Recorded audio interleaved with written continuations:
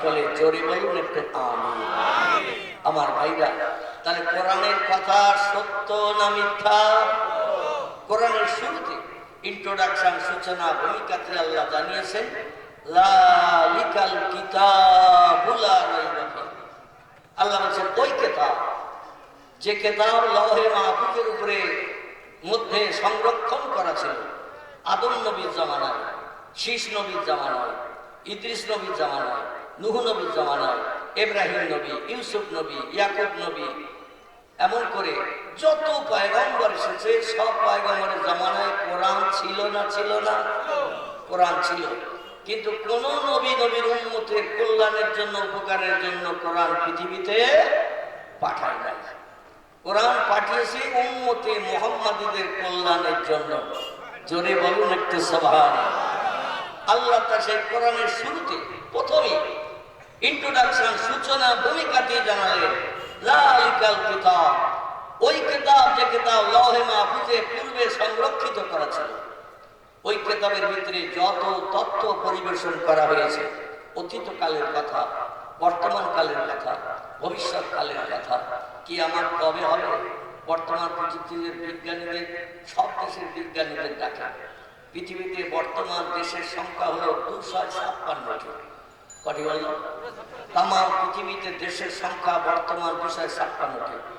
Japan, German, England, Holland, Poland, Italy, Brazil, Thailand, Singapore, Burma, রেমন, Hindustan, Pakistan, Bangladesh, Afghanistan, Iraq, Iran, Kuwait, Jordan, আরব, পারস্য, তুরস্ক, Libya, Nigeria, Indonesia, Malaysia, Sri Lanka, Burma, Tajikistan, Kazakhstan, Balochistan, Azerbaijan, Armenia, Saudi Arab, আরব শাহী, শাম, Syria, Morocco, Yemen, Bulgaria, Jordan, পারস্য, তুরস্ক, আছে না দেশ? এই সব দেশের ভিতরে বর্তমান মানুষ বাস করছে 850 কোটি। কথা বললাম 850 কোটি। বিজ্ঞানীরা তথ্য দিল, ভোটার লিস্ট দেখে জনগণনার মাধ্যম দিয়ে পৃথিবীর বেঁচে থাকা মানুষের তথ্য দিয়েছে। বর্তমান বিজ্ঞানের উন্নতি মানুষ আনন্দে আত্মহারা খুঁজতে বাধ্য। এমন কিছু খোদাতরি বলছে বিজ্ঞানের জ্ঞানের উপরে আর জ্ঞান নাই। বিজ্ঞানীরা এখন জ্ঞানের চরম শিখরে পৌঁছে গেছে। আল্লাহর কাছে বিজ্ঞানীরা কতটা জ্ঞানী? আল্লাহর কাছে বিজ্ঞানীরা একেবারে জিরো বলবো না, কারণ কিছু দেখছে তো, যা আগে ছিল না তা এখন পাওয়া যাচ্ছে না, যাচ্ছে না। এই জন্য একেবারে জিরো বলবো না। আল্লাহ যেটা কোরআনে বলেছেন সেটাই বলবো। বিসমিল্লাহির রহমানির রহিম। ওমা উতীতুম মিনাল ইলমি ইল্লা কালিলা। জোরে বলুন আল্লাহু আকবার। আল্লাহ বলেন মানুষ যে মগজের জ্ঞানের মাধ্যম দিয়ে মগজ ঝালাই করে, রিসার্চ করে, গবেষণা করে, চিন্তা ভাবনা করে, প্রযুক্তির যুগে যত যন্ত্র মেশিন তোমরা বানিয়েছো, তোমাদের জ্ঞান তোমরা কতটা কি জানো? তোমরা তোমাদের জ্ঞানের পরিসীমা সম্পর্কে অবগত নও। তবে আমি আল্লাহ আমার সত্য কোরআনের তথ্য কোট করে দিয়েছি। অমা উতীতুম মিনাল ইলমি, ও পৃথিবীর মানুষ তোমরা শোনো, তোমাদের আমি আল্লাহ ব্রেন মগজে জ্ঞান দিয়েছি যন্ত্রপাতি মেশিন বানানোর জন্য। তবে জ্ঞানটা কতটা? আল্লাহ বলছেন ইল্লা কালিলা, আমার জ্ঞানের থেকে সামান্যতম একটুখানি জ্ঞান তোমাদের ব্রেন মগজে দিয়েছি, সামান্য একটুখানি জ্ঞান দিয়েছি। ইল্লা কালিলা, কালিলুন শব্দের বাংলা অর্থ হলো একেবারে কম, সামান্যতম। এই সামান্যতম একটু জ্ঞান তোমাদের মগজে দিয়েছি। সেই জ্ঞানের মাধ্যম দিয়ে রিসার্চ করে, গবেষণা করে ক্যালকুলেটর মেশিন বানিয়েছে, কম্পিউটার বানিয়েছে, রিমোট কন্ট্রোল বানিয়েছে, স্যাটেলাইট বানিয়েছে, ইন্টারনেট বানিয়েছে, উপগ্রহ বানিয়েছে, চন্দ্রযান বানিয়েছে, পাতাল রেল বানিয়েছে, মোবাইল মেশিন বানিয়েছে, রেডিও বানিয়েছে, ভিডিও বানিয়েছে, ভিসিআর বানিয়েছে, কোল্ড স্টোর হিমঘর বানিয়েছে, ফ্রিজ বানিয়েছে, সাগরের পানির তলা দিয়ে যাওয়ার জন্য সাবমেরিনও বানিয়েছে। ঠিক কি না? তাই বলে তোমরা ধারণা করো না তোমরা আমার থেকে জ্ঞানী। ইল্লা কালিলা, তোমাদের জ্ঞান হলো সামান্যতম। বিজ্ঞান আল্লাহ মিথ্যা তত্ত্ব দিয়েছে, ভুল তত্ত্ব দিয়েছে। আল্লাহ যেটা মানুষকে দেয়নি আমরা সেটা ব্রেন মগজ ধলাই করে দিয়েছি। এজন্য আল্লাহ পুরো হয়ে গেছে, আল্লাহর মগজ আর জ্ঞান নাই, জ্ঞান সব আমাদের। আপনার কি বিশ্বাস করেন ওই কথা? একটু জোরে চিল্লায় বলুন নাউজুবিল্লাহ। আল্লাহ বলছেন তোদের জ্ঞান যদি বেশি হয় তাহলে একটু তথ্য দে। বেঁচে থাকা মানুষের সংখ্যা হলো 850 কোটি পৃথিবীতে। বাপ চাচা দাদা দাদি মারা গেছে পৃথিবীতে কতজন, একটু তথ্য দে। মারা গেছে যারা তারা কতজন? বিজ্ঞানীরা যদি জিজ্ঞাসা করা হয় কত মানুষ পৃথিবী তৈরির পরে জিন জাতিরা আসলো, আদম সবিল্লাহ তার বিবি হাওয়া পৃথিবীতে আসলো, তাদের বংশরচল চলছে হাজার হাজার বছর ধরে। পৃথিবীতে মারা যে কবরে কবরস্থ হয়েছে, শাসনের চিতায় পুড়িয়েছে কতজন? বিজ্ঞান দাঁড়াবে না শ্বশুর বাড়ি যাবে? বিজ্ঞান বলে ব্যস্ত আছি, শ্বশুর বাড়ি যাচ্ছি, সামনের সপ্তাহে বাড়ি ফিরলে চাচা তথ্য দেব। আচ্ছা ওই বিজ্ঞান সামনের সপ্তাহে কি বুধবারে বাড়ি ফিরবে বলে মনে হয়? ও শ্বশুর বাড়ি একেবারে ঘর জামাই রয়ে যাবে, কারণ বাড়ি গেলেই সলিমুদ্দিন চাচা ঝামেলা করবে, ঠিক কি না? তুমি সেদিন বলেছিলে শ্বশুর বাড়ি থেকে বাড়ি ফিরে তথ্য দেব, বাড়ি গেলেই তো চাচা খোঁজ নেবে। জিজ্ঞাসা করলে আমার পক্ষে তথ্য দেওয়া সম্ভব হবে না, ওর থেকে শ্বশুর বাড়ি সারা জীবন থাকা ভালো, ঠিক না? পৃথিবীর বিজ্ঞানীদের যদি জিজ্ঞাসাবাদ করা হয় তোমরা জ্ঞানের চরম শিখরে পৌঁছে গেছো, তোমাদের জ্ঞানের উপরে জ্ঞান আর কারো নাই, ঠিক আছে তোমরা বলো আগামী ভবিষ্যতে পৃথিবীতে কত মানুষ মায়ের উদর থেকে জন্ম নেবে? বর্তমান আছে 850 কোটি, আগামীতে এরা যখন মারা যাবে জেনারেশন সূত্রে ছেলে মেয়ে যারা জন্ম নেবে পৃথিবীতে কত মানুষ কিয়ামত পর্যন্ত জন্ম নেবে? এখন একটু তথ্য দাও। বিজ্ঞানীরা দাঁড়াবে না চলে যাবে? মানুষের জ্ঞান যেখানে শেষ, আমার আল্লাহর জ্ঞান সেখান থেকে শুরু, ঠিক না ভুল? আল্লাহর জ্ঞান সেখান থেকে শুরু।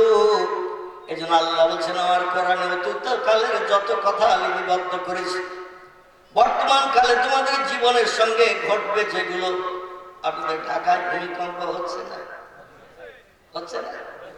আমার এই মহব্বতের ভক্ত আপনাদের বেলিয়াডাঙ্গা বাড়ি নদীশী, আমি বর্ডার আটকে দেবে না তো, বাংলাদেশের ভূমিকম্প হচ্ছে, বলছে হুজুর ঢাকায় হচ্ছে, আমাদের এদিকে কোনো ব্যাপার না।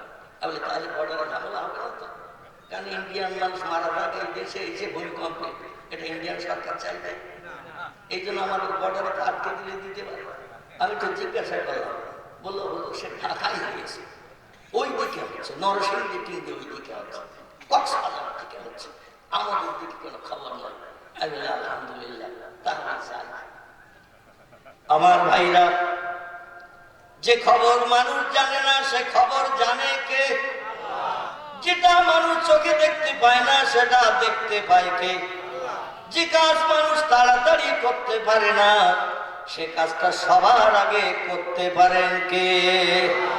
সেই আল্লাহ সুবহানাহু ওয়া তাআলা বলছেন লা রাইবা ফি, আমার কোরআনের ভিতরে একটা তথ্যের কোনো সংশয় সন্দেহ নাই, মিথ্যা নাই, ভুল নাই, কোনো বাজে কথা লিপিবদ্ধ নাই।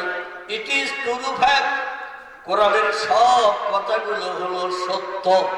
চিল্লায়ে বলুন একটু আল্লাহু আকবার, আর একটু জোরে বলুন আল্লাহু আকবার।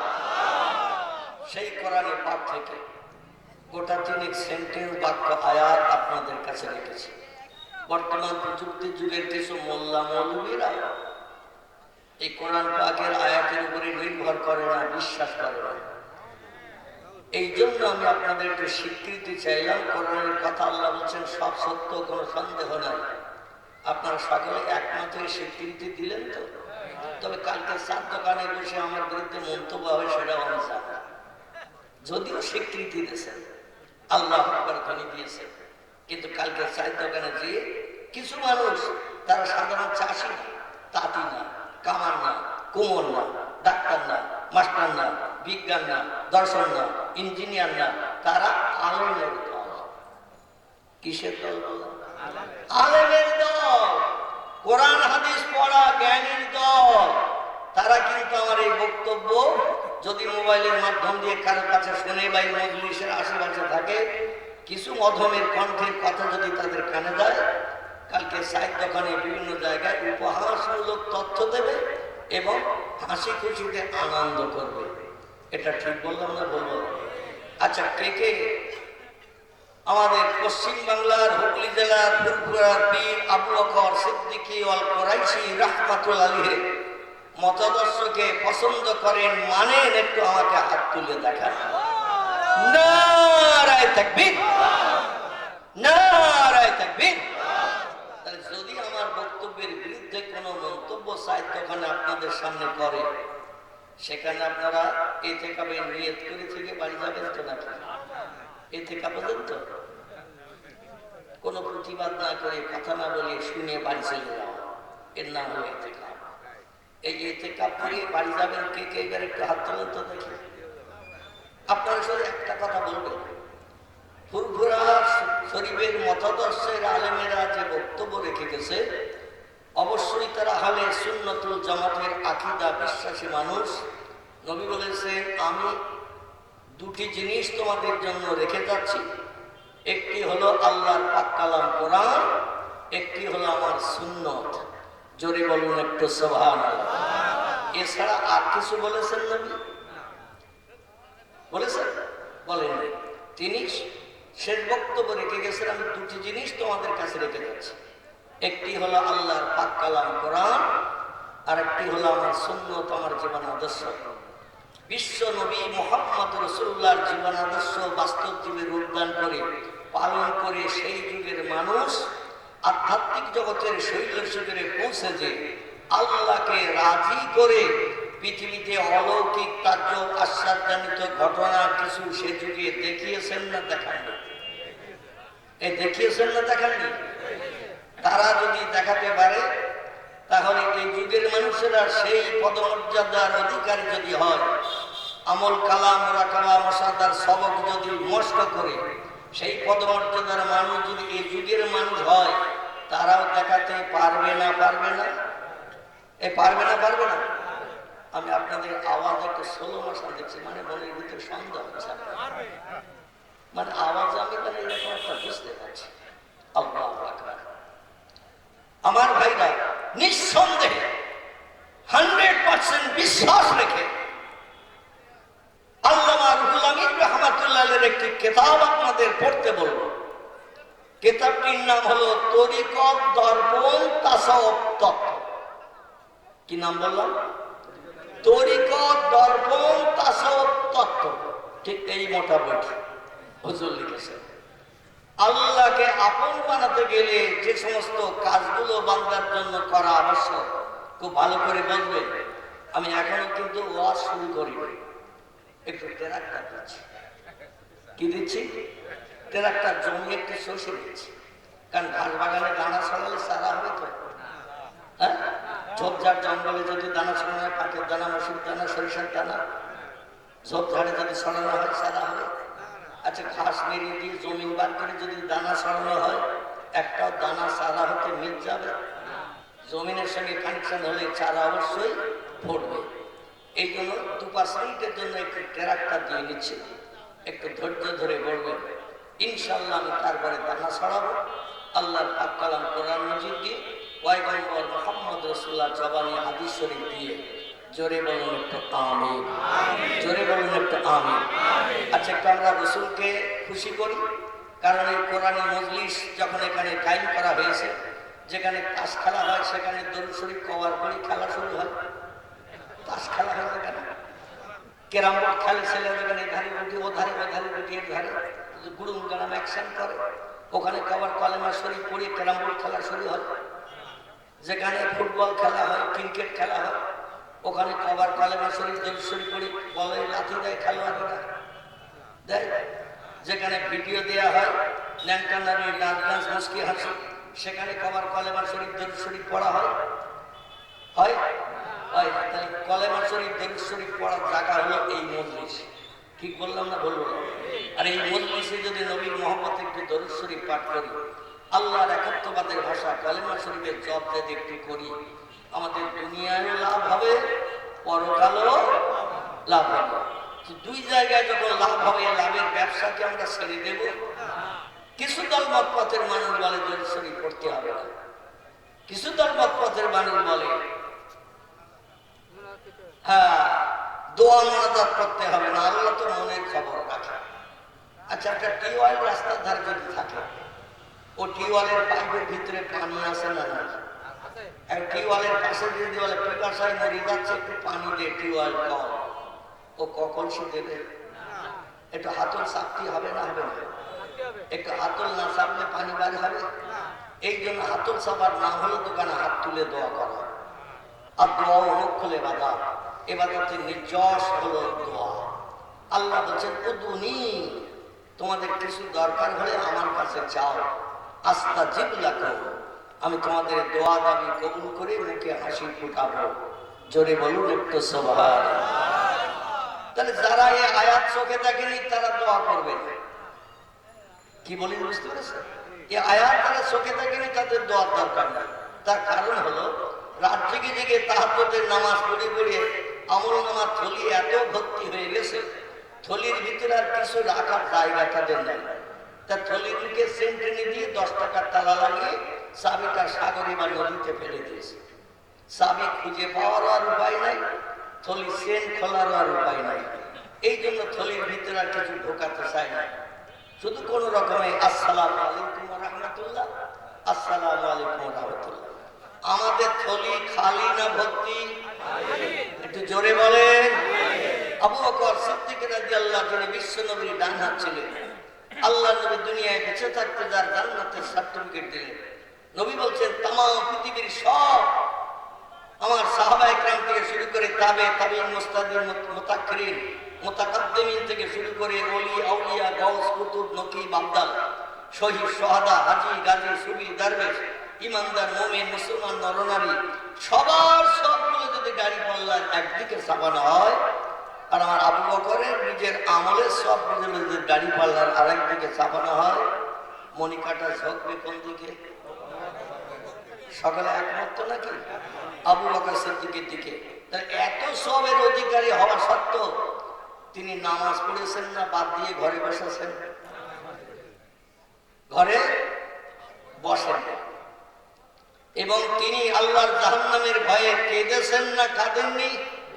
আচ্ছা, এইরকম সার্টিফিকেট যদি আমরা পেতাম, মনের মানুষ খোকার মারে নিয়ে ঘরের ভিতরে 24 ঘন্টা থাকতাম না মুয়াজ্জিনের আযানে কানে মুঠে দিতাম না। যাদের সবে থলি খালি তারা মসজিদে যায়।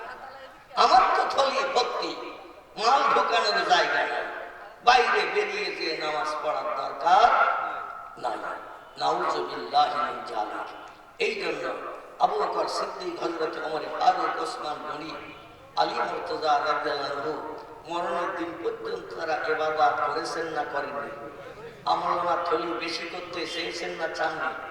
তাহলে আমরা মরণের দিন পর্যন্ত আল্লাহর ফরজ হুকুম যে সমস্ত আইন ও কানুন আল্লাহ কোরআনে বিধানে লিপিবদ্ধ করে দিয়েছেন, আল্লাহ আমাদের সকলকে সেগুলো যেন মেনে আমল করে চলে কবরে যাওয়ার তৌফিক দান করেন। সকলে বলেন একটু আমিন। গ্রাম ভরে উচ্চ রবে মহব্বতে পয়গম্বরের শানে আমরা একটু দরুদ শরীফ পাঠ করে নেব আল্লাহর রহমত প্রাপ্ত হওয়ার জন্য। রাজি আছেন তো নাকি? রাসূল বলছেন মান সাল্লা আলাইয়া ওয়াহিদান সাল্লাল্লাহু তাআলা আলাইহি আশারাতান, যে লোকটি আমার স্মরণে একটা বার দরুদ শরীফ পাঠ করে, আমার নামের জপজেকের যে লোকটি একটা বার পাঠ করে, সাল্লাল্লাহু তাআলা আলাইহি আশারাতান, আল্লাহ আমার নামে দরুদ শরীফ পড়লে উম্মতে মুহাম্মাদের উপরে এত খুশিতে বাগবাগ হয়ে যায়, আল্লাহ সেই লোকটির নামে স্মরণ করেন এই কবার। আমরা যদি নবীর নামে স্মরণ দরুদের মাধ্যম দিয়ে পড়ি একবার, নবী বলছেন আল্লাহ খুশিতে বাগবাগ হয়েছে, ওই উম্মতের নামে স্মরণ করেন 10 বার। ছোট্ট একটা প্রশ্ন রাখি, 24 ঘন্টা দৈনন্দিন দিনে আল্লাহ যদি আমাদের নামে স্মরণ একটা বার মাত্র করেন, কবার বললাম? একটা বার যদি আল্লাহ 24 ঘন্টা দৈনন্দিন দিনে আমাদের নামে স্মরণ যদি করেন, বিপদে মুসিবতে দুঃখে দুর্দশায় অভাবে সমস্যায় রোগে শোকে সাহায্যের জন্য আর কারো কাছে কি হাত পাতার দরকার থাকবে? সেই খোদার কসম, 24 ঘন্টার দৈনন্দিন দিনে আল্লাহ আমাদের নামে স্মরণ যদি একটা বার মাত্র করেন, আমাদের জন্য এনাফ, আমাদের জন্য যথেষ্ট। সাহায্যের জন্য মেম্বার খুঁজতে হবে না, প্রধানের কাছে যে এমন করে এমপির কাছে যে দরখাস্ত দিতে হবে না, থানার ওসির পায়ে জড়িয়ে ধরে কাঁদতে হবে না। সব সমস্যার সমাধান নবীর ওসিলা করে আল্লাহ আমাদের মুখে হাসি ফুটিয়ে দেবে। নারায়ে তাকবীর। তাহলে সে নবীর মহব্বতে দুটোবার দরুদ শরীফ পড়তে আপত্তি আছে কার? এই জন্য একটু মহব্বতে দরুদ শরীফ পড়ে নেই। আল্লাহুম্মা সাল্লি আলা সাইয়্যিদিনা মাওলানা ওয়া আলা আলি সাইয়্যিদিনা মাওলানা। খোঁজ করিয়া আসলো তারা, খোঁজ করিয়া আসলো তারা তোমার কুটুরির সম্মুখে। নবী পাকের নূরের ঝলক লাগলো তাদের চক্ষুতে। যে নূরের ওই ঝলক লেগে, যে নূরের ওই ঝলক লেগে চোখ ঝলসে গেল, সেই নবীর ওই মহব্বতে দরুদ মুমিন পড়ো। আল্লাহুম্মা সাল্লি আলা, মহব্বতে পড়ে, মাওলানা মুহাম্মদ ওয়া আলা আলি সাইয়্যিদিনা।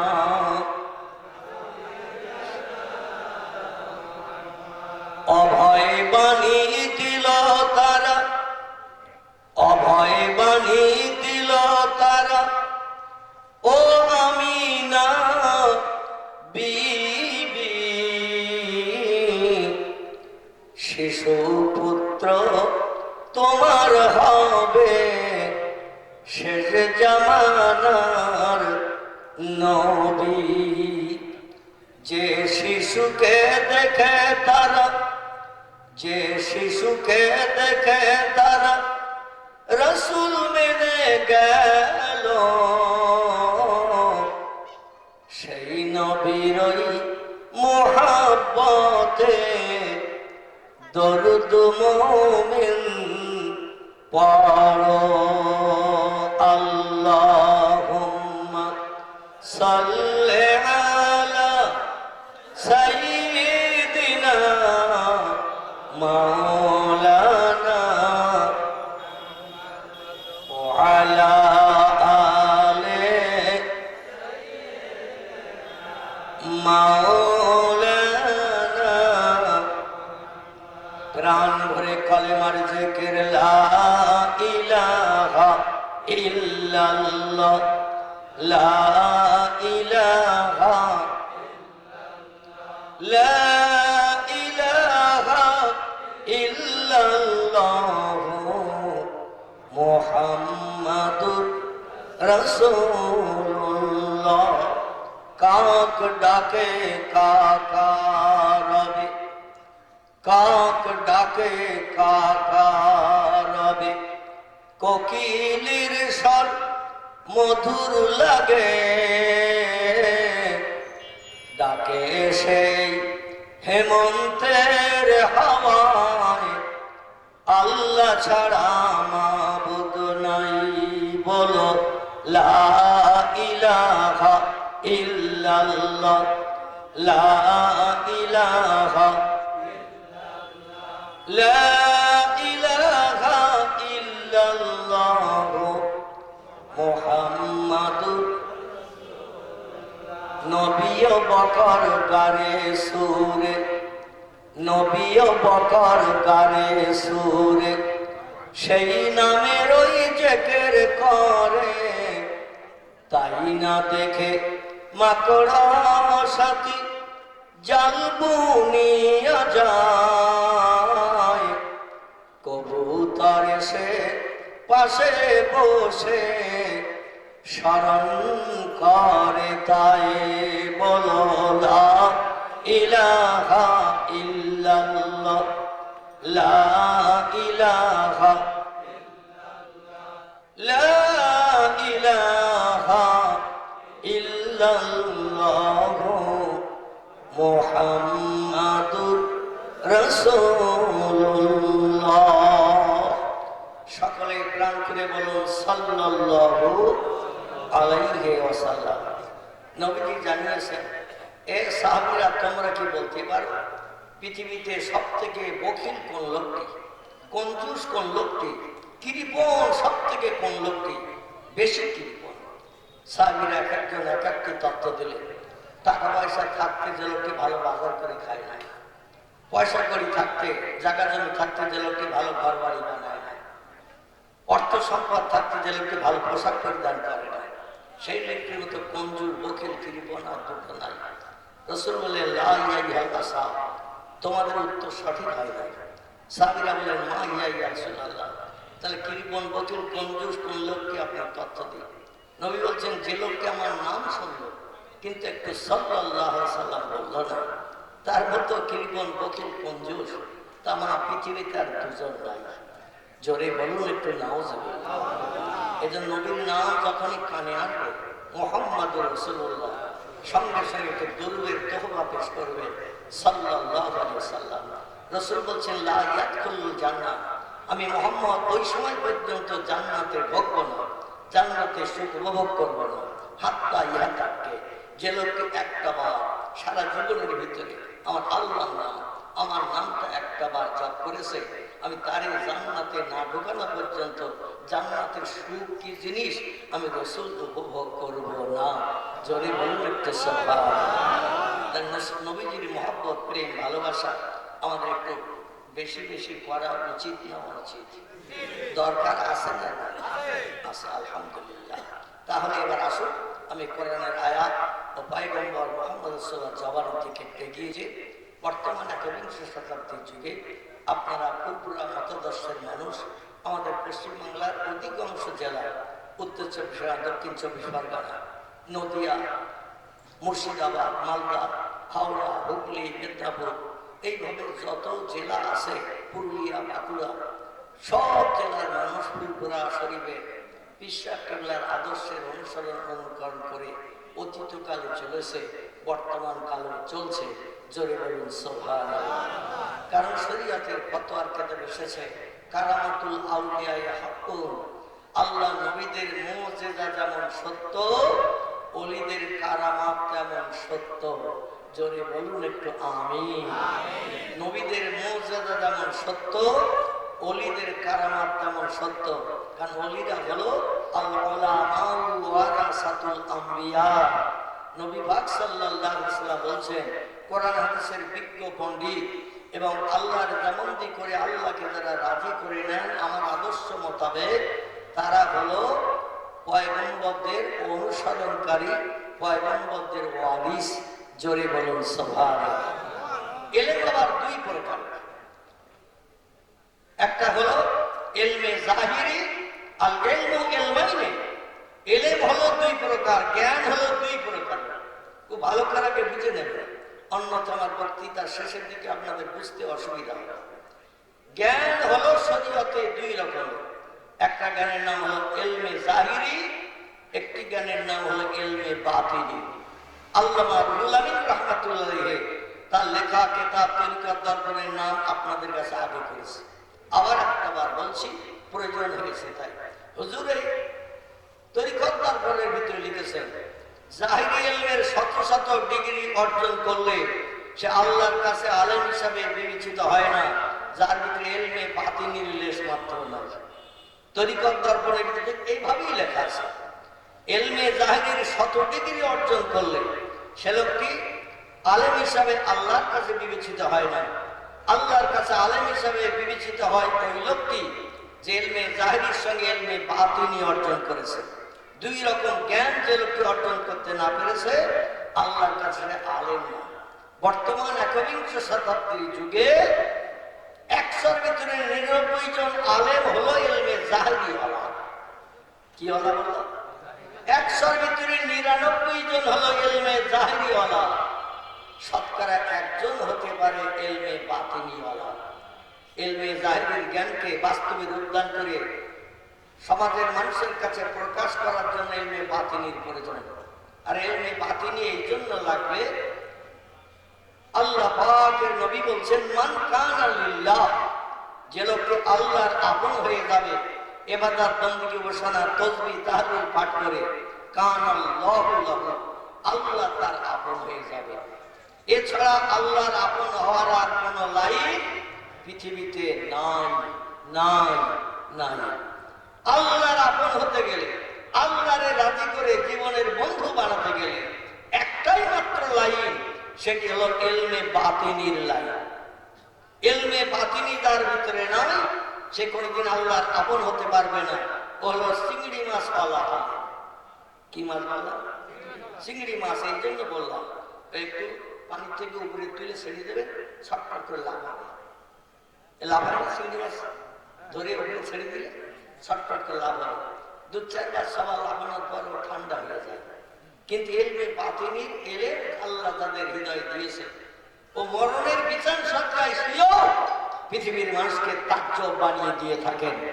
জোরে বলুন একটু সুবহানাল্লাহ। যদি বলেন হাফিজা ডরাবেন, তাহলে আসুন আল্লাহর কোরআনের আয়াত আপনাদের কাছে রাখি। বিসমিল্লাহির রহমানির রহিম। আলা ইন্না আউলিয়া আল্লাহ লা খাউফুন আলাইহিম ওয়া লা হুম ইয়াহজানুন। জোরে বলুন আল্লাহু আকবার। আল্লাহ বলেন, আলা, হুঁশিয়ার, সাবধান, ডেঞ্জার, বিপদ খাতরা আছে উম্মতে মুহাম্মাদি তোমাদের জন্য। আলা শব্দটি হলো সাবধানতার নিদর্শন স্বরূপ। আল্লাহ হুঁশিয়ার হয়ে যাও, সাবধান হয়ে যাও, তোমাদের জন্য বিপদ খাতরা আছে।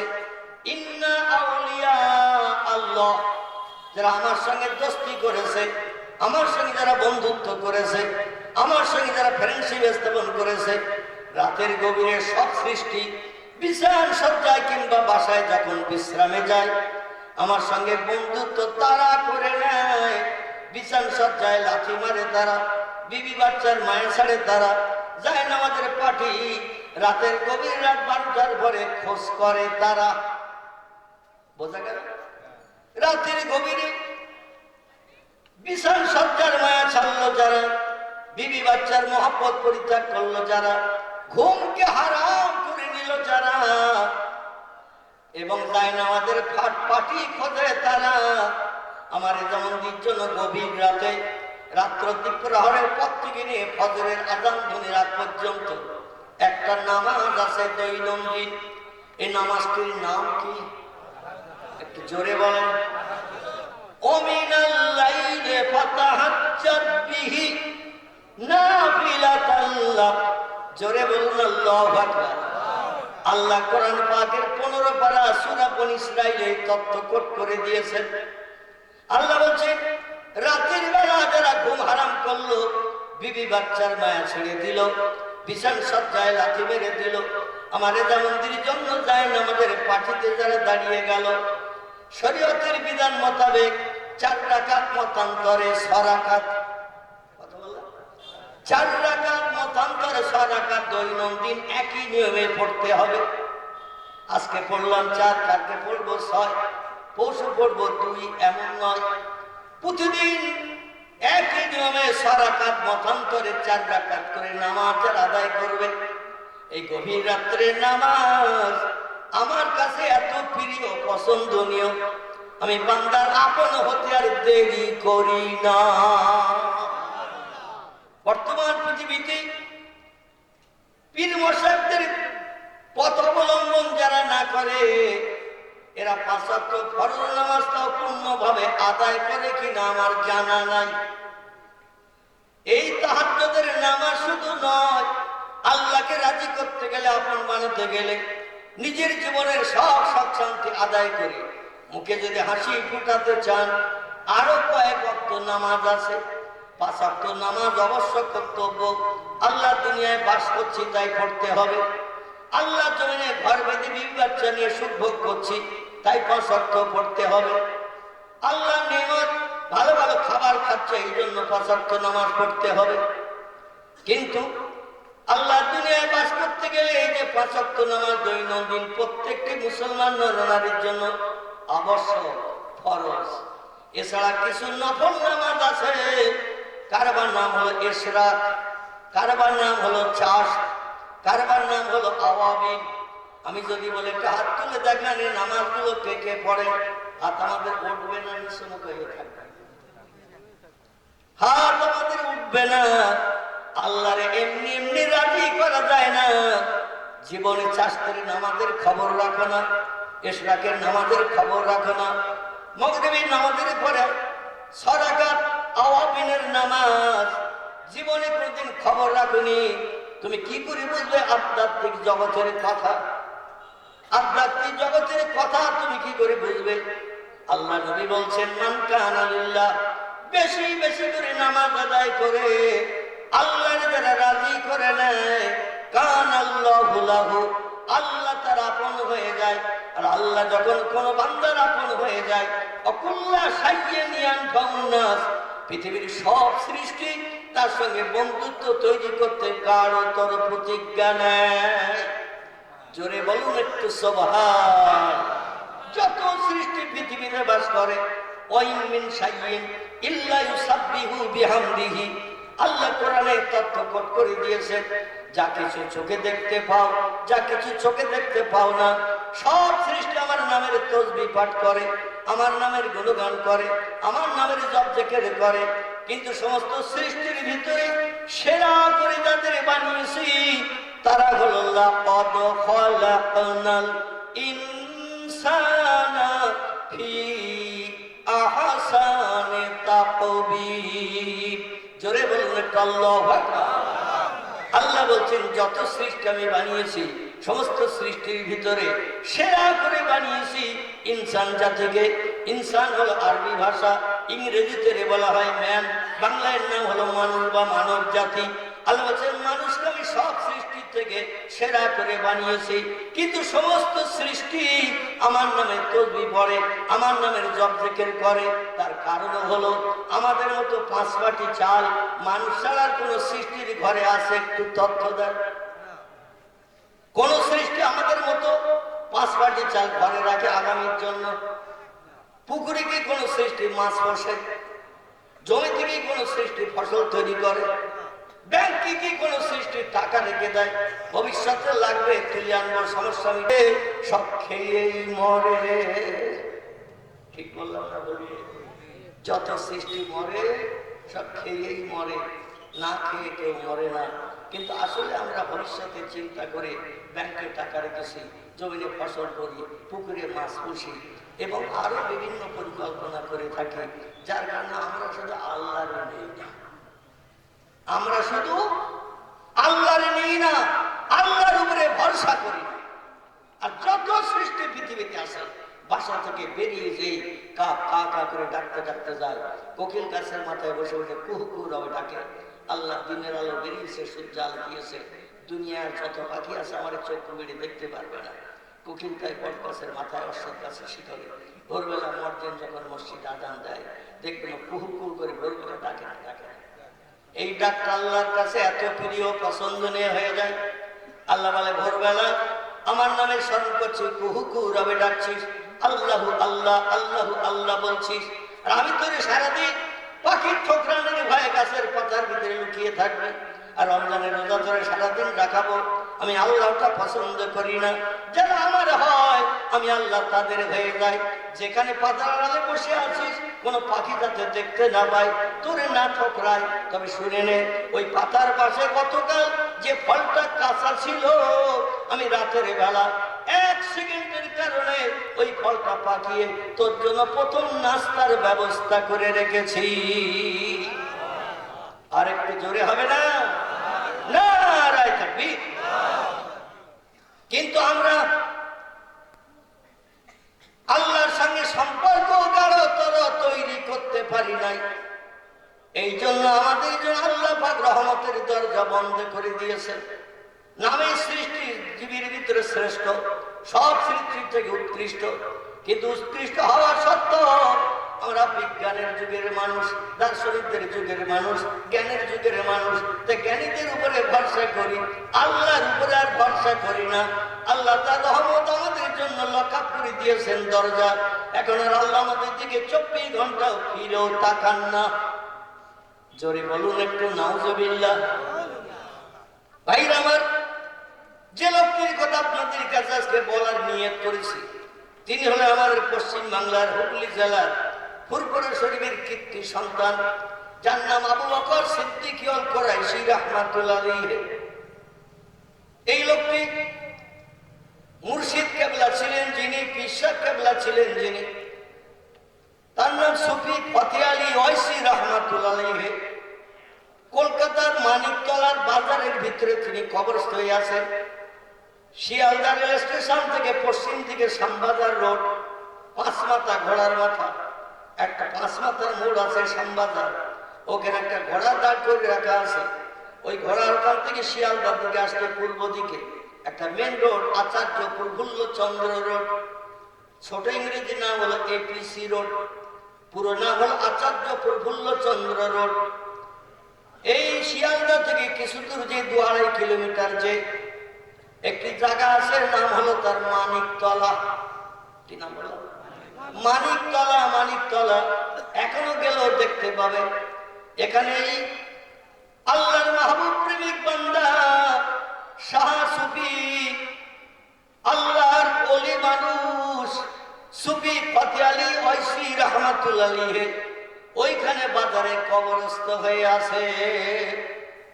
ছোট্ট একটা নিদর্শন আপনাদের কাছে দেব।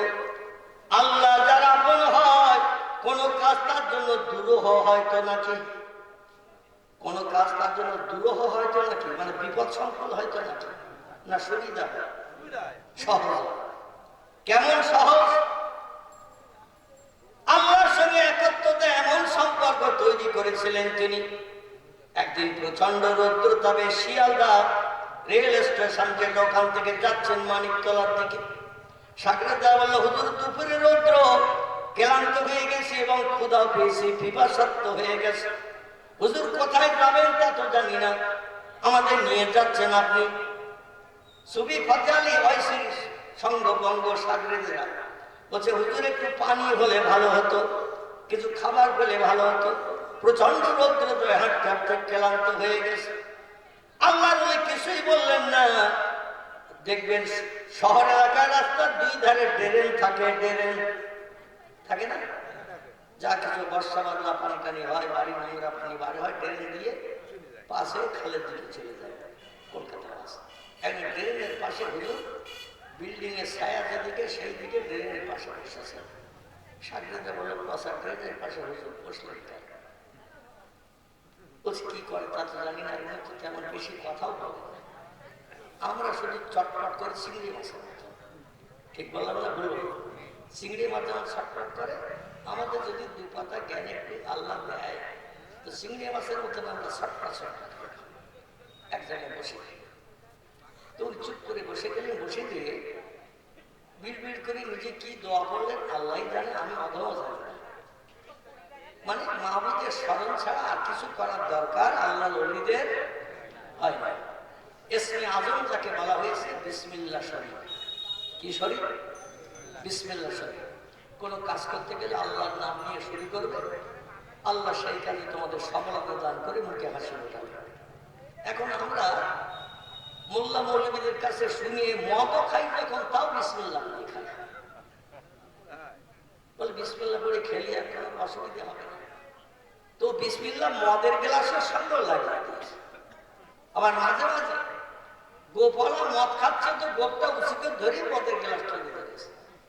পাশে পাশের বন্ধু বলছে কি ব্যাপার, তুই গো বুসু করে খাচ্ছিস কেন? বলে হুজুরের মুখে শুনেছি গোপে লাগলে নাকি হারাম, তাই গো বুসু করে খাচ্ছি।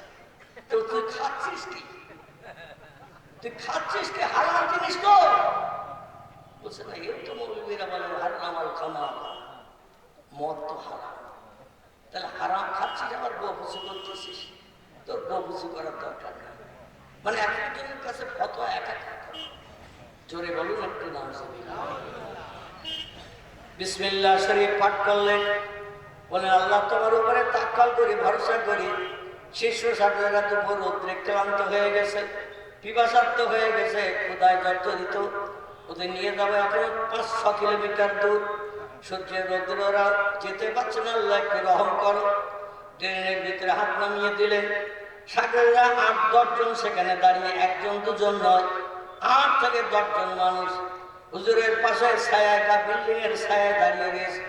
একদিকে রৌদ্র, আরেকদিকে ছায়া, যেদিকে সূর্য চলে যাচ্ছে। তারা তাকে হুজুর হ্যাট হয়ে নিচে হয়ে ট্রেনের ভিতরে হাত নামিয়ে দিয়ে বলছে, বাবা এই নাও একটু নাস্তা করে নাও। এমন নাস্তা দিচ্ছে পিপাসাও দূর হবে, খোদাও মিটে যাবে। জোরে বলুন একটু সুবহানাল্লাহ। ওরা বলে হুজুর তো পচা ড্রেনের দিকে হাত দিচ্ছে, আর টপ টপ করে কি যে তুলছে তা তো পিছন থেকে বুঝতে পারছি না। ড্রেনে থাকে তো পচা, ড্রেনে থাকে তো বড় বড় পোকা থাকে না, ড্রেনে থাকে বড় বড় পোকা, হলুদ কালার মার্কা বড় বড় পোকা, বিল বিল করে পানিতে, পচা পানিতে। হুজুর তুলতে যা বলতে, বাবা এটাও খাও। সাগরেদা বলে কি হুজুর দিচ্ছে, একটু দেখতে দেখি। দেখে হাতে 2-3টে করে আঙুল ফলের থোকা। জোরে বলুন একটু সুবহানাল্লাহ। সাগরেদা বলে দেখছি ড্রেনে হাত দিচ্ছে, পচা পোকা বিড় বিড় করছে বলে তাও দেখতে পাচ্ছি, আর হাত দিচ্ছে আর তুলছে। দেখছি আমাদের চোখে এখন আঙুল ফল, কিন্তু আসলে তো আঙুল না, ও তো পোকা। আর পোকাকে কেউ জ্ঞানী মানুষ, বুদ্ধিমান মানুষ খায় নাকি? কেউ তো খাবে না, কেউ দিতে চাচ্ছে না। হুজুর বলছেন যদি না খাও, সামনে চলার পথে কারো মুখে যেন পিপাসার কথা না শুনি, কারো কাছে যেন ক্ষুধা লেগেছে না শুনি। যেখানে গন্তব্যস্থানে যাবো সেখানে মুখ বুঝিয়ে যেতে হবে। ওরা বলে এই তো বিপদ, কি করি এখন? ওদের ভিতরে একজন মূর্খ সাগরেদ ছিলেন, লেখাপড়া ভালো জানতেন না। সুফি ফাজল আইসি রাহমাতুল্লাহ হাতে হাত দিয়ে বায়াত হয়ে মুরাকাবার সাথে সবক মস্ক করছেন তিনি। আমার ভাইরা, ওই লোকটারা আর শিক্ষিত সাগরেদরা যারা লেখাপড়া করতে জানে, পড়তে জানে, লিখতে জানে, তারা বলছে ভাই তুই একটু যা। বলছে তোমরা কেউ যাও না, আমি কেন যাব? বলে তুই তো পড়তে জানিস না, লিখতে জানিস না, অনেক জিনিস আমাদের কাছ থেকে তো শুনে নিতে হয় মুখস্থ করার জন্য। যদি এখন না যাস তাহলে আমরা কিন্তু তোর কোনদিন আর পড়া বলে দেব না, সবক মস্কের বিষয়গুলো আর বলবো না। আমরা হুজুরের কাছ থেকে শুনিয়া লিখে রাখি, পরবর্তীতে ব্রেন মগজে জমিয়ে রাখার জন্য। ও বলে চরম বিপদে তো পড়েছি, ওরা যদি আমার পরবর্তীতে তত্ত্ব না দেয়, আমার তো আমল কালাম আর বাড়তি হবে না, উপর র্যাঙ্কে আমি উঠতে পারবো না। বলছে ভাই বিপদের মাঝখানে পড়েছি বলেই যাচ্ছি। বলে হুজুর কি দেয় আর কি খাস আমাদের একটু বলিস, তোর মুখে শুনে আমরা দরকার হয় যাব। কারণ ক্ষুধাও কম লাগেনি, পিপাসাও কম লাগেনি, আমরাও ক্ষুধা পিপাসা নিবৃত্তি করতে চাই। ওই অজ্ঞ সাগরেত্রী, মূর্খ সাগরেত্রীকে পাঠিয়ে দিয়েছে দলবল। ও যে বলছেন হুজুর দেন, হাত পেতেছেন। হুজুর সঙ্গে সঙ্গে 2-3টে আঙুল ফল হাতে দিয়েছে, ট্রেন থেকে তুলে নিয়ে ওরে বলছে কুলু, এ আমার সাগরে তুমি খাও। সাগরের সঙ্গে বিসমিল্লাহ পাঠ করে গালি দিয়েছে। গালি দিয়ে একবার দাঁতের ভিতরে চাপন দিয়ে চুপ করে রয়েছে। সাগরেদা বলছে মাহালুকা মা খবর খাইয়া কি? ও ভাই খবর কি একটু বল, টক তিতো মিষ্টি ঝাল কি লাগতেছে একটু বল। বলে আল্লাহে লা শাক্কা ফিহে, আমি সেই খোদার কসম খেয়ে বলছি দুনিয়ার বাজারের কত আঙুর ফল খেয়েছি, এই আঙুর ফলের টেস্ট আর স্বাদ আমি জীবনে আর কোনোদিন পাই নাই। আমার জীবনে এমন আস্বাদ আঙুর ফল পাই নাই। শুধু তাই না, একটার পর একটা যখন গালি দিচ্ছি আলাদা আলাদা আস্বাদ আমি পাচ্ছি। একই আঙুর ফলের টেস্ট পাচ্ছি না।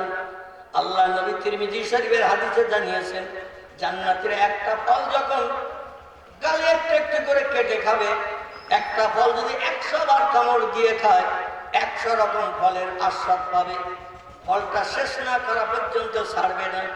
দুনিয়ার খাবারের একরকম আস্বাদ যদি লাগে, 2-5 বার কামড় দিয়ে কিছু খাই কিছু বাদ দিয়ে দিই না, কিছু খাই কিছু বাদ দিয়ে দিই, আর ভালো লাগে না। কিন্তু নতুন নতুন আস্বাদ যদি কোনো জিনিসের লাগে, ও শেষ করা পর্যন্ত ছাড়তে পারবে নাকি? লোকটি যখন বললো, ভাইরা আমি খাচ্ছি অত্যন্ত সুস্বাদু এবং আল্লাহর জান্নাতে আঙুর ফল যেন মনে হয়, ওরা বলে তাহলে আমরা একটু চেক করে দেখি ও সত্য বলছে না মিথ্যা বলছে।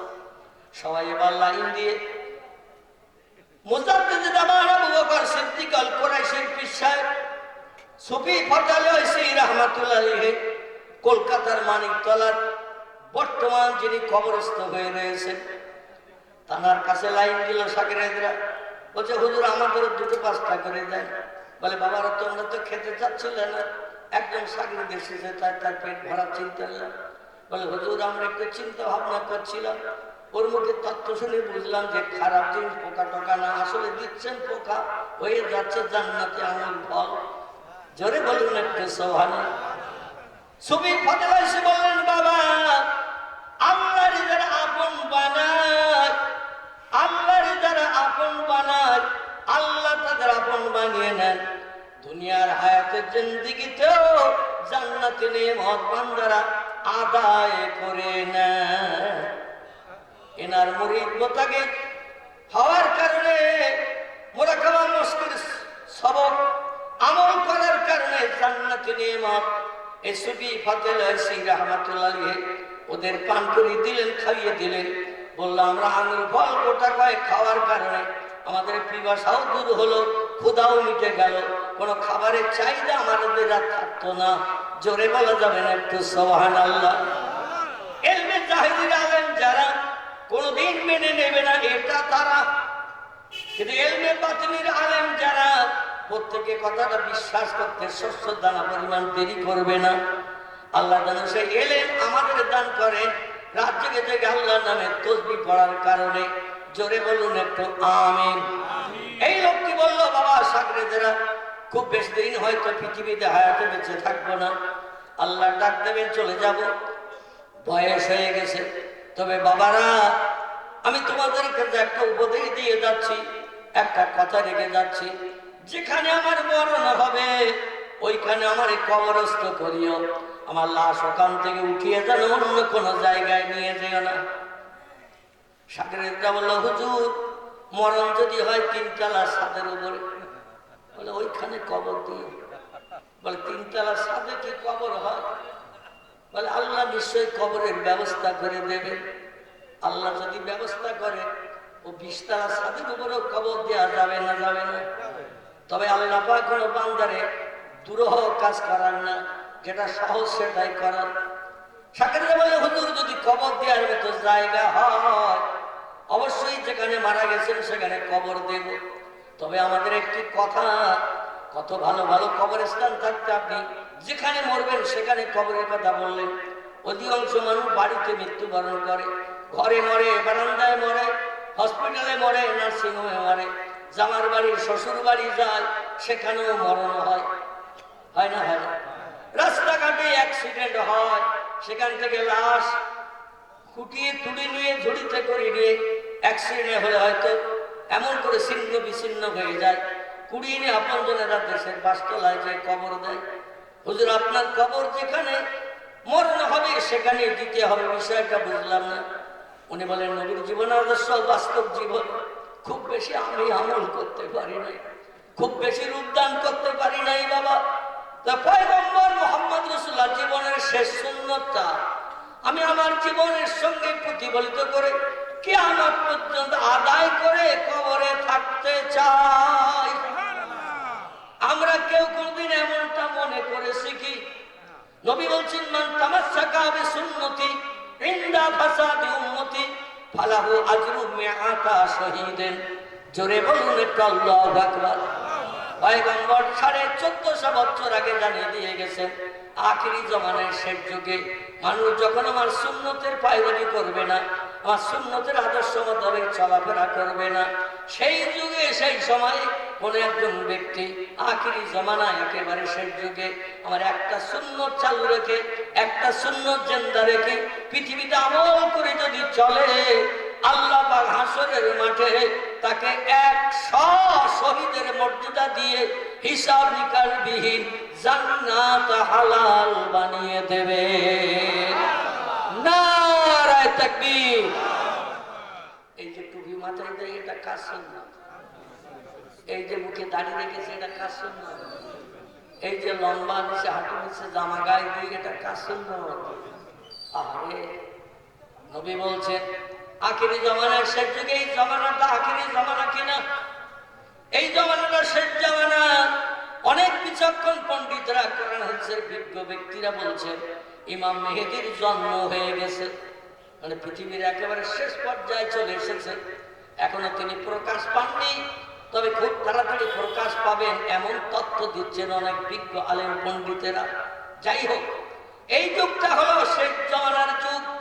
এই যুগে যদি একটা মাথায় টুপি, মুখে দাড়ি, হাঁটুর নিচে লম্বা জামা গায়ে দিয়ে জামার বাড়ি যদি যাই, শ্বশুর বাড়ি যদি যাই, মাঠে জমিন দেখতে কিছু যদি পরিধান করে যায়, বাজার করতে গেছে যদি টুপি দাড়ি লম্বা জামা পরিধান করে যায়, লম্বা জামা পরিধান করে যায়, আমার ভাইরা, তাহলে নবী বলছেন কিয়ামতের মাঠে, হাসরের মাঠে আল্লাহ পাক 100 শহীদের মর্যাদা আর উম্মতের নাম আমলে নসিবে জুটিয়ে দিয়ে 50,000 বছর লম্বা দিন হাসরের মাঠে সূর্যের রৌদ্রে দাঁড় করিয়ে না রেখে প্রথম জান্নাত হালাল বানাবে যারা, বিচারের দিন তারা হলো শহীদানেরা। জোরে বলুন একটু সুবহানাল্লাহ।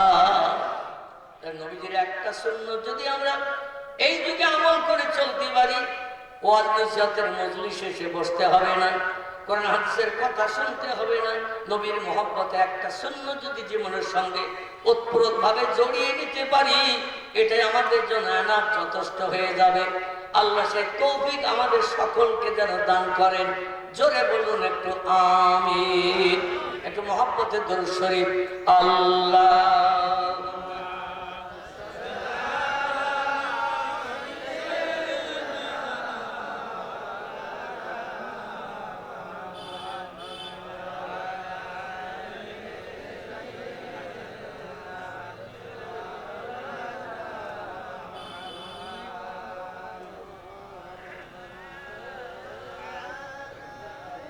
ইউসুফকে দেখে জুলাইখা পাগল, ইউসুফকে দেখে জুলাইখা পাগল, রাসূলকে দেখে খাদিজা,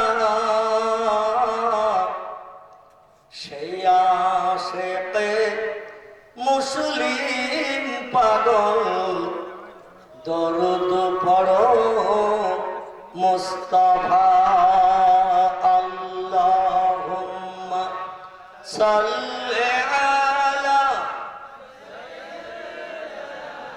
মাওলানা ওয়া আলা আলি সাইয়্যিদিনা মাওলানা মুহাম্মদ। যে ব্যক্তি আল্লাহর হয়, আল্লাহ তার আপন হয়ে যায়। এই কথাটা আমি পুনরাবৃত্তি করছি আপনাদের কাছে। বললেন রাসূল পাক সাল্লাল্লাহু আলাইহি সাল্লাম মায়েশাতুল হুমায়রার ঘরে ইন্তেকাল করেছিলেন, আবার ওই ঘরের ভিতরে নবীজিকে কবরস্থ করা হয়েছে। বর্তমানে ওই যে সবুজ গম্বুজ দেখা যায় 9-10 কিলোমিটার দূর থেকে, কত কিলোমিটার বলো, চেকপোস্ট থেকে পাসপোর্ট ভিসাগুলো চেক আপ করে যখন ছেড়ে দেয় সৌদি চেকাররা, ওখান থেকে নবীজির রওজা কম বেশি 9-9.5 কিলোমিটার রাস্তা। ওইখান থেকে লক্ষ্য করলে পূর্ব দিকে দেখতে পাওয়া যায় সেই সবুজ গম্বুজের মিনার। জোরে বলুন একটু সুবহান। পয়গম্বরের বিবি মাইশাতুল হুমায়রাকে নিয়ে আল্লাহ নবী কম বেশি 9 বছর ওইখানে সংসার যাপন করেছিলেন। মরণের দিনও পয়গম্বর মায়েশার উপরে মাথা দিয়ে শুয়েছিলেন মরণের সময়।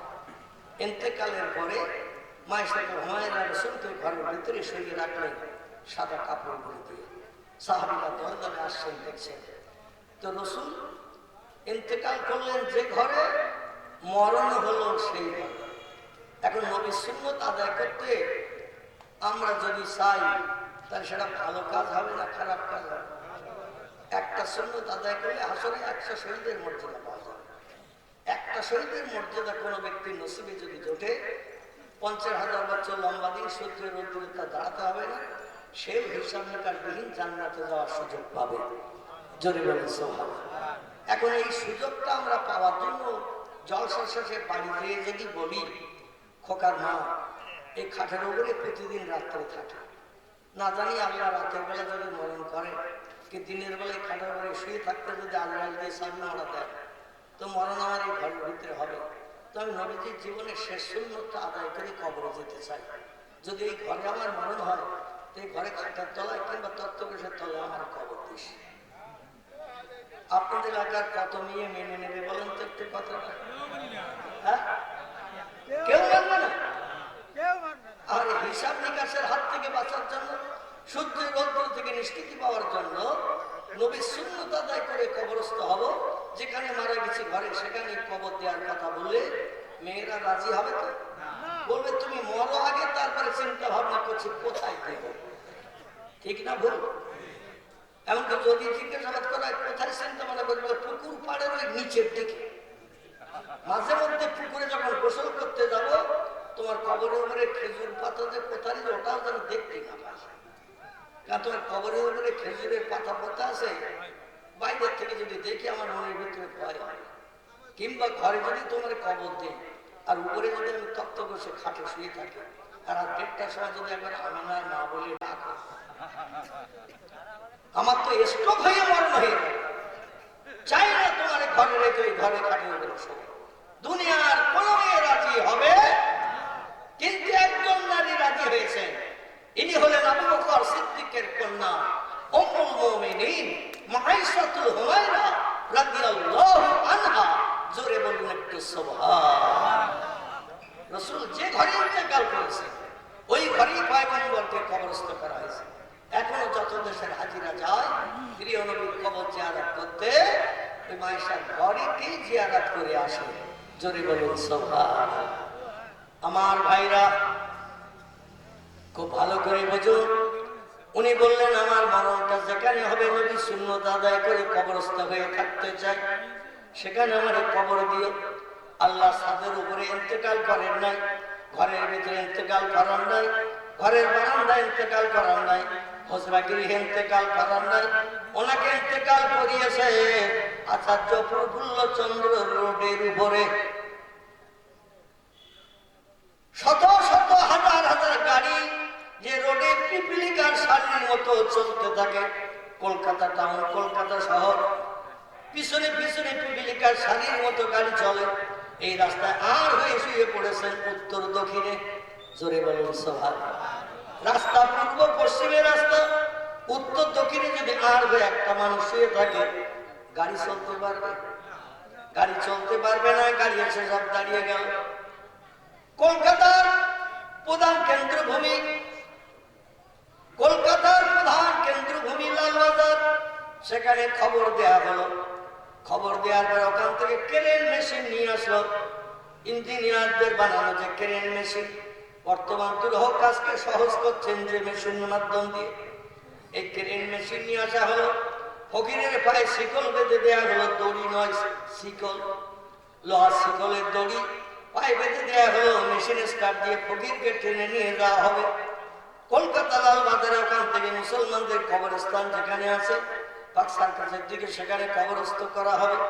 কিংবা সাকরেদরা যেখানে বলবে সেখানে করা হবে। মানুষজন প্রথম আসলো, এসে বললো ফকিরকে উঠাও, গাড়ি ভাড়া চলতে অসুবিধা হচ্ছে। মানুষ হাতে ধরলো, মাথার দিকে ধরলো, পায়ের দিকে ধরলো। রাস্তা বললো who are you, what is your name, কে তুমি, তোমার নাম পরিচয় বলো। আমরা দুনিয়ার জমিন আল্লাহর ওলির সঙ্গে বন্ধুত্ব করেছি। হাজার চেষ্টা করলো আল্লাহর ওলিকে আমাদের বুক থেকে উঠাতে পারবে না। শত শত মানুষ চেষ্টা করে লাশ উঠাতে পারলো না। তাই ইংরেজ সরকারের মাধ্যম দিয়ে আমার ভাইরা ওই ইংরেজ আমলের কথা, ব্রিটিশ আমলের কথা, ক্রেন মেশিন নিয়েছে, বাইসাইকেল বেঁধে মেশিন চালিয়ে রাস্তার উপর দিয়ে মইঠানা মতো করে নিয়ে যাওয়া হবে। যেই মেশিনের শিকল বাঁধলো পায়, গাড়ি স্টার্ট দিল, গাড়ি স্টার্ট আর হয় না। করেছে কে? ভালো মেশিন ওকে জোর করেছেন কে? জনগণ ডেকে বলছে পচা মেশিন কোথা থেকে এনেছো? গাড়ি স্টার্ট দিলে স্টার্ট হয় না। কিছু মানুষ বললো ফকিরের পা থেকে শিকলটা খোলো, দেখো গাড়ি স্টার্ট হয় কিনা। পায়ের থেকে যেই শিকল খোলা হলো, গাড়ি স্টার্ট দিল, গ্যা গ্যা করে সঙ্গে সঙ্গে স্টার্ট হয়ে গেল। এবার বললো মেশিন ঠিক হয়ে গেছে, তেলের লাইনে কোথায় গন্ডগোল ছিল, তেলের লাইন ঠিক হয়ে গেছে, এবার পায়ে বাঁধো। দ্বিতীয়বার পায়ে বাঁধলো, আবার স্টার্ট দেয়, স্টার্ট আর হয় না। আবার যে শিকল খুলে দিল, গাড়ির স্টার্ট আবার হয়ে গেল। সবাই বলে স্টার্ট থাকা অবস্থায় এবার শিকল বাঁধো, কারণ শিকল বাঁধার পরে গাড়ি স্টার্ট হচ্ছে না। যখন স্টার্ট থাকা অবস্থায় শিকল বাঁধো, তৃতীয়বার স্টার্ট থাকা অবস্থায় পায়ে শিকল বেঁধেছে, আস্তে আস্তে স্টার্ট বসে গেছে। মানুষ তাজ্জব হয়ে গেল। ইংরেজ বড়লাট এই তথ্য শুনে বলল ফকিরের সঙ্গে বেয়াদবি করো না, ও আমাদের দেশের ভিক্ষাবৃত্তি করা ফকির নয়, ও ফকির হলো আল্লাহর আপন ফকির। আল্লাহর আপন ফকিরের সঙ্গে যদি আমরা দুশ্মনী করি, দুর্ব্যবহার করি, ভবিষ্যতে এই দেশের রাষ্ট্র পরিচালনা আমাদের পক্ষে আর সম্ভব হবে না। এই জন্য যেখানে ফকির মারা গেছে, যেখানে মরে আছে, ওইখানে মাটি করো, ওইখানেই কবর দাও। সাধকদের মুখে যে তত্ত্ব শুনেছি, উনি বলেছিলেন মরণের আগে যেখানে ইন্তেকাল হবে সেখানেই কবর দিও, আমার লাশটা যেন উঠিয়ে নিয়ে যায় না। কারণ আমি জীবনের শেষে নবীর সুন্নাত আদায় করে কবরস্থ হতে চাই।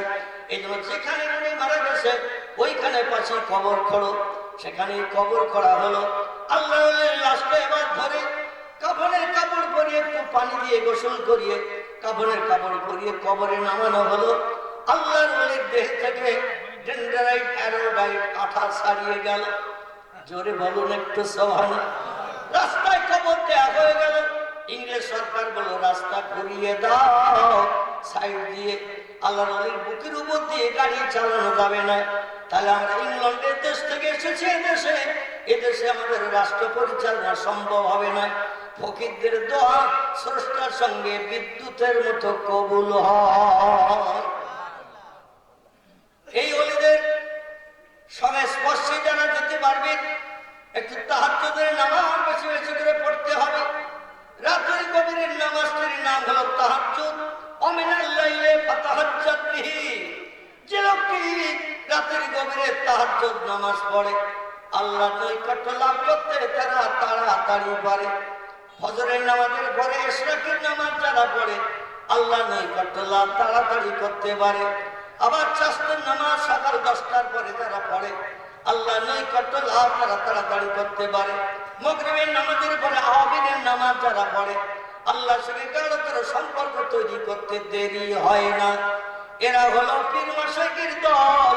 কত তথ্য আল্লাহ পাকের ওলি ব্যক্তিরা ইতিহাসের পৃষ্ঠায়, পুস্তকের পৃষ্ঠায় লিপিবদ্ধ করেছেন।